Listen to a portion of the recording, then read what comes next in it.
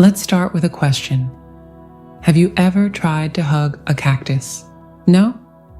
Well, let me tell you, it's a lot like trying to love the divine masculine in the midst of his resistance. Prickly, unpredictable, and just a little bit painful. But here's the thing, even cacti bloom, and when they do, it's breathtaking.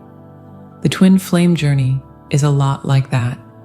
A story of thorns and blossoms, of resistance and surrender, of two souls finding their way back to each other through the chaos of their own humanity. Now, if you're here, you probably already know that the twin flame connection isn't your average love story. It's not a rom-com with a neatly wrapped happy ending. It's more like an epic saga, complete with plot twists, emotional avalanches, and moments of sheer, jaw-dropping beauty. And at the heart of this saga is the divine masculine, the one who runs, resists, and wrestles with the very thing he's been searching for his entire life. Sound familiar? The twin flame journey isn't just about love, it's about transformation. It's about dismantling the old stories, the old scripts, and stepping into a new way of being. And for the divine masculine, that transformation often starts with resistance. It's like a caterpillar fighting its way out of the cocoon, messy, uncomfortable, and absolutely necessary. Because on the other side of that resistance is something extraordinary, something real, something worth fighting for.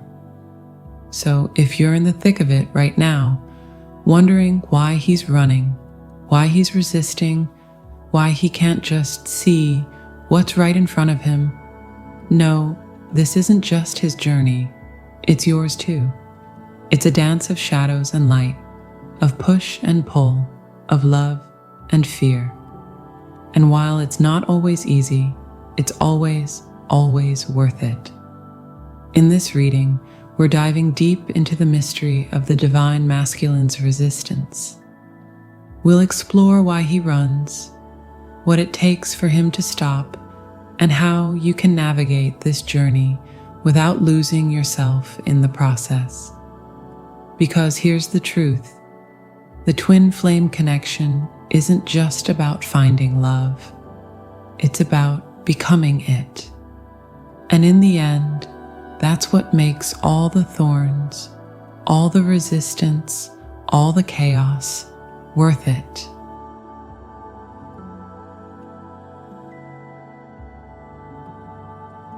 Let's talk about the divine masculine's resistance, shall we?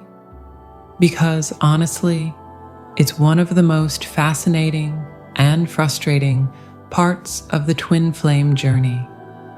You've probably seen it, the push-pull dynamic, the hot and cold behavior, the way he seems to run from the very thing he's been searching for his entire life. It's like watching someone refuse water in the desert because they're afraid of drowning. Absurd, right? But here's the thing.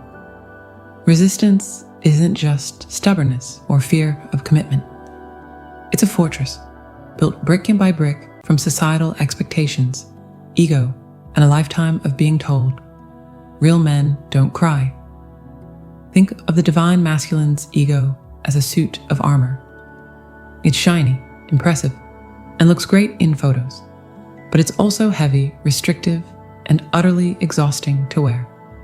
From the moment he's born, society hands him this armor piece by piece. Be strong, be logical, don't show weakness, don't feel too much. By the time he meets his twin flame, he's so used to wearing it that he doesn't even realize it's there. And then you show up, this mirror, this catalyst, this person who sees through the armor like it's made of glass. Of course, he resists. Wouldn't you? Here's the kicker. The twin flame connection doesn't just challenge his ego. It threatens to dismantle it entirely. And that's terrifying, The ego is like a security blanket for the divine masculine. It tells him who he is, what he's worth, and how to navigate the world. Without it, he feels exposed, vulnerable, and, dare I say, human. And let's be real, being human is messy. It's crying in the shower, doubting yourself at 3 a.m., and admitting you don't have all the answers.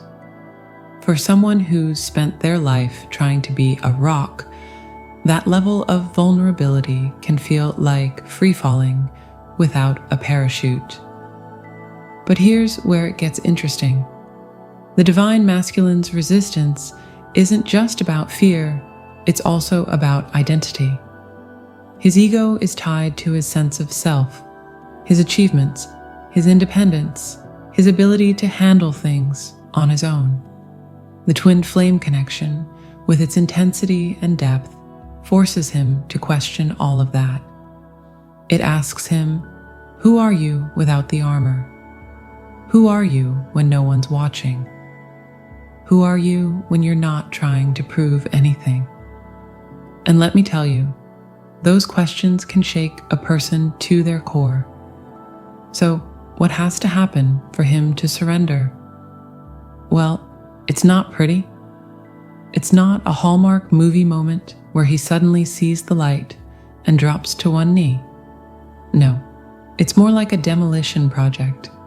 The walls have to come down, and that usually requires a sledgehammer, or, in this case, a series of life-altering events that force him to confront his limitations. Maybe it's a career failure, a health scare, or a relationship breakdown. Maybe it's just the slow, grinding weight of trying to outrun his own soul. Whatever it is, it has to hurt enough to make him realize that the armor isn't protecting him. It's suffocating him. And here's the paradox. The very thing he's resisting, the twin flame connection, is the key to his freedom. It's the mirror that shows him his true self, the catalyst that pushes him to grow, and the love that reminds him he's worthy just as he is. But he has to be willing to take off the armor piece by piece and stand there, raw and real, in all his imperfect glory.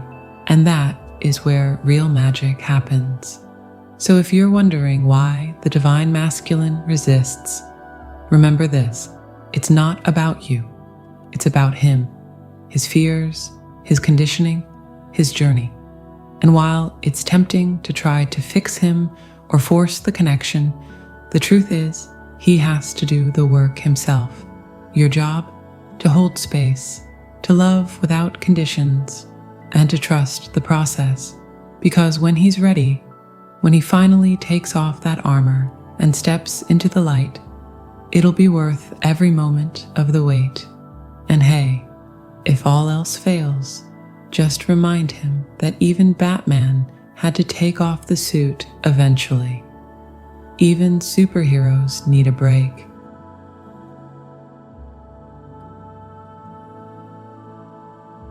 Let's get real for a second. The divine masculine's resistance isn't infinite. It's not some unbreakable force field that keeps him locked away from his twin flame forever. No, it's more like a dam, a carefully constructed barrier holding back an ocean of emotions, fears, and unhealed wounds. And here's the thing about dams. They're designed to withstand pressure, but even the strongest ones have a breaking point.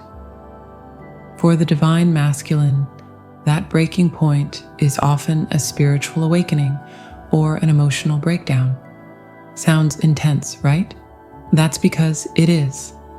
Picture this: he's going about his life, doing all the things he's supposed to do, working, achieving, maintaining that stoic facade. But inside, it's chaos. The twin flame connection is like a constant hum in the background, a reminder of everything he's trying to avoid.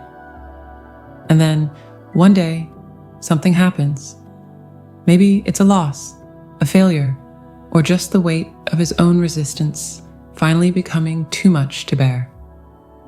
The dam cracks, and when it does, it's not a gentle trickle, it's a flood. This is what spiritual teachers call the dark night of the soul. It's that moment when the ego's defenses crumble and he's left face to face with his own vulnerability. It's painful and often feels like the end of the world. But here's the twist. It's also the beginning of something extraordinary. Because in that moment of breakdown, he has a choice.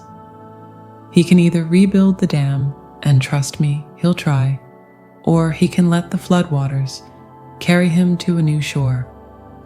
Now, I know what you're thinking. Why does it have to be so dramatic? Can't he just, talk about his feelings? Oh, if only it were that simple. But here's the thing. The divine masculine isn't wired to take the easy route. He's been conditioned to tough it out, to push through, to man up. So, when the universe decides it's time for him to surrender, it doesn't send a polite invitation. It sends a wrecking ball. And honestly, sometimes that's exactly what he needs. Think of it like this. The divine masculine is a bit like a caterpillar in a cocoon. He's comfortable in there, safe and familiar. But if he stays too long, he'll never become the butterfly he's meant to be.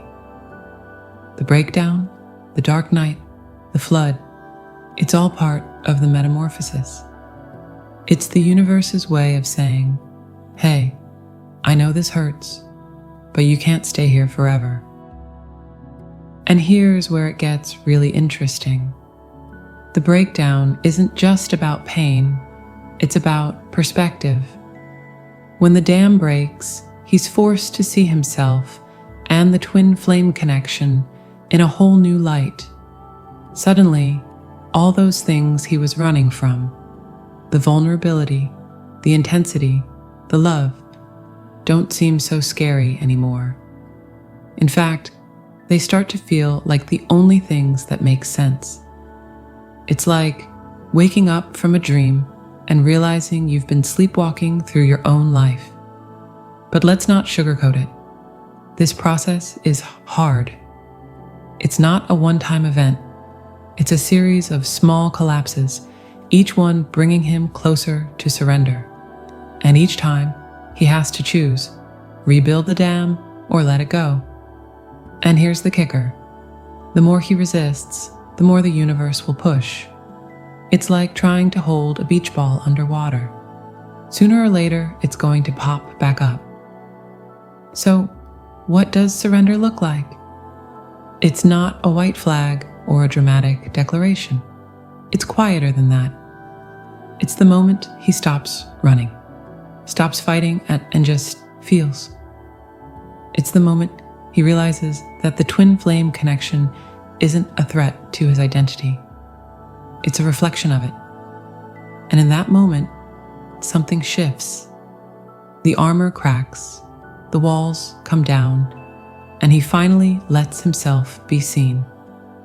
And you know what's beautiful about all of this? It's not just about him. It's about the twin flame union as a whole. Because when the divine masculine surrenders, it creates a ripple effect. It's like the final piece of a puzzle clicking into place, or the last note of a song resolving into harmony. It's messy, it's painful, and it's absolutely worth it. So if you're in the thick of it right now, wondering when or if he'll ever surrender, relax. Trust the process. And remember, even the strongest dams are meant to break. Because on the other side of that flood is something extraordinary. Something real. Something worth waiting for.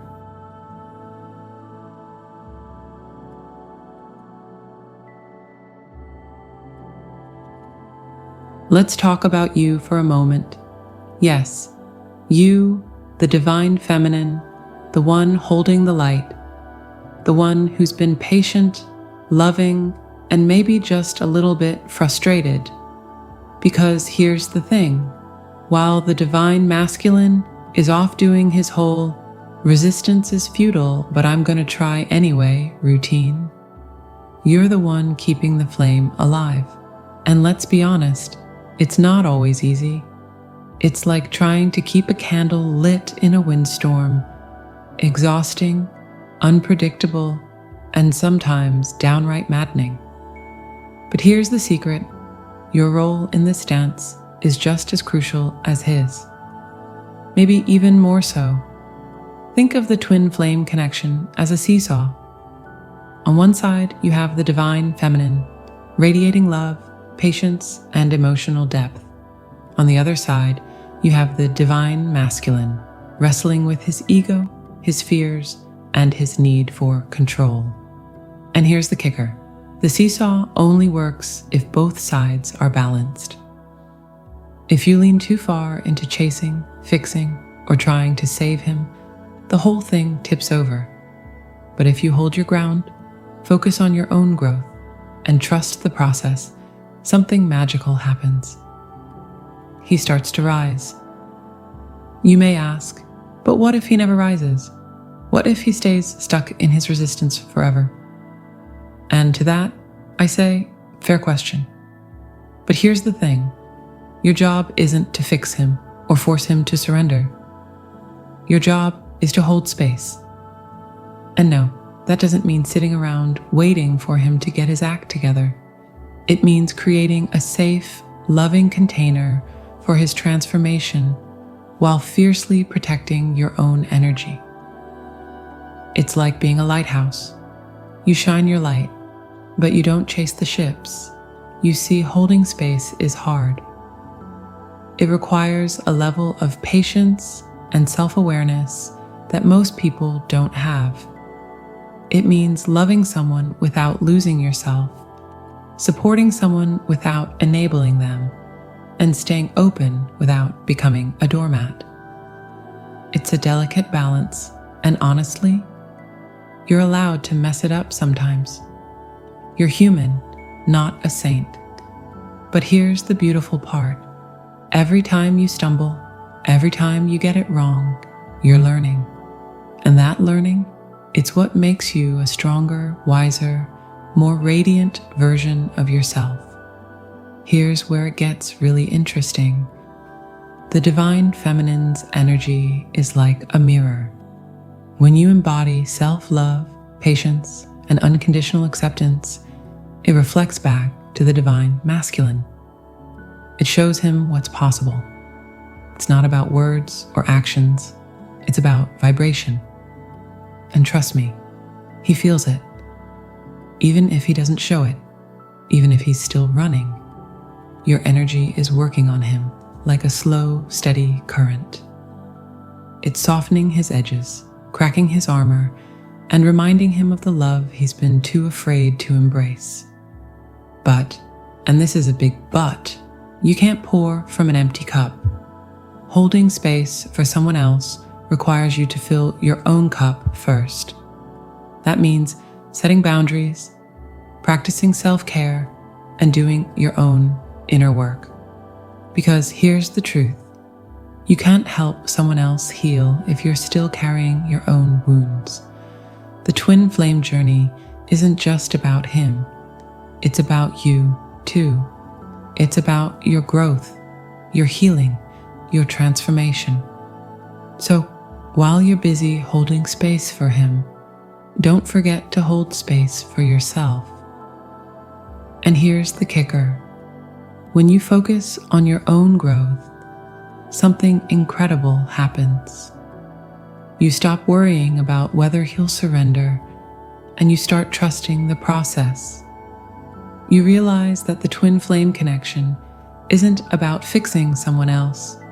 It's about becoming the best version of yourself.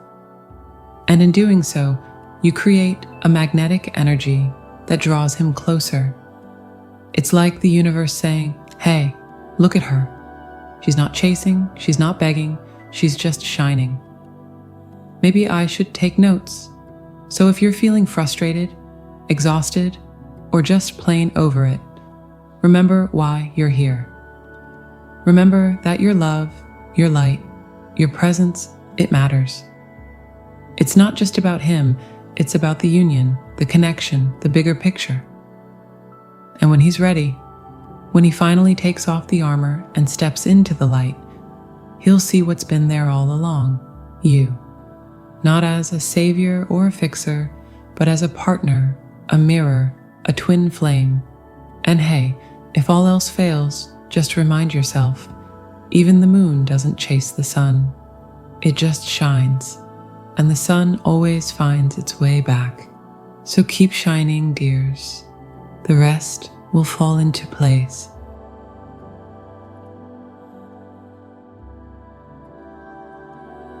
Let's take a moment to step back and breathe, to look at the twin flame journey not as a series of obstacles, but as a masterpiece in progress. Because here's the thing, love, real love, isn't just about finding someone who completes you. It's about finding someone who challenges you to grow, to heal, to become the most authentic version of yourself. And if there's one thing the divine masculine's resistance teaches us, it's that the greatest love stories aren't born from ease. They're forged in the fire of transformation. Think of it like this. The twin flame connection is a symphony. It's not just one instrument playing a perfect melody. It's the clash of cymbals, the swell of strings, the quiet moments between notes that make the music come alive. And yes, sometimes it's chaotic. Sometimes it's loud and messy and feels like it's falling apart. But that's the beauty of it. Because in those moments of chaos, something extraordinary is being created. Something that couldn't exist without the struggle, the resistance, the surrender. And here's the kicker. Surrender isn't the end of the story. It's the beginning. It's the moment the divine masculine stops running from himself and starts running toward the truth. It's the moment he realizes that love isn't a cage, it's a key that unlocks not just his heart, but his soul. And when that happens, the union isn't just a reunion, it's a revelation.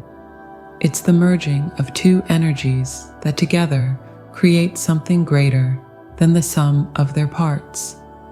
It's the birth of a love that doesn't just transform the two of you, but ripples out into the world, healing and awakening everyone it touches. But let's get real for a second. This journey isn't for the faint of heart. It's not a fairy tale. It's a hero's journey. And like any hero's journey, it requires courage, patience, and a whole lot of faith. Faith in the process, faith in the timing, and most of all, faith in yourself. Because here's the truth. You are the magic. You are the light. You are the love that holds this entire journey together. And when the divine masculine is ready, when he finally takes off the armor and steps into the light, he'll see what's been there all along. You. Not as a savior or a fixer, but as a partner, a mirror, a twin flame. So, if you're in the thick of it right now, wondering if the struggle is worth it, let me tell you this. It is. Every tear, every doubt, every moment of frustration is part of the alchemy. And when the time is right, when the divine masculine is ready, when you've both done the work, the universe will align in ways you can't even imagine. It will feel less like a choice and more like a homecoming, less like a decision and more like destiny. Until then, keep shining, keep growing, keep trusting. Because the love you're building isn't just for the two of you, it's for the world. It's a reminder that even in the messiness, even in the chaos, there is beauty. There is hope, there is love, and in the end, that's what this journey is all about. So, trust the timing, trust the process, and most of all, trust yourself, because you are the light, the love, the magic. And when the time is right, the universe will bring you together in a way that feels less like a meeting and more like a miracle. Until then, keep being you, because you, my friend, are extraordinary, and the world and your twin flame are waiting to see you shine. And hey, if all else fails, just remember, even the stars had to collapse before they could shine. So, keep going. Your light is worth it.